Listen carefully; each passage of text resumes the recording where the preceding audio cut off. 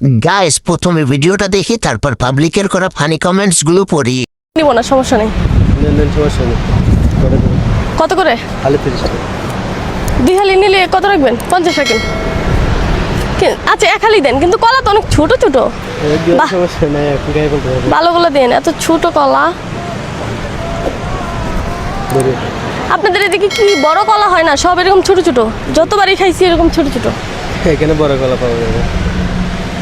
আচ্ছা দাও, এটা কি ভালো? জি, গেলে সঙ্গে দেন।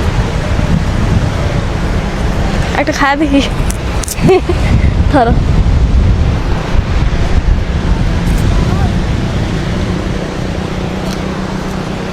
এটা কি চম্পা কলা? মজা।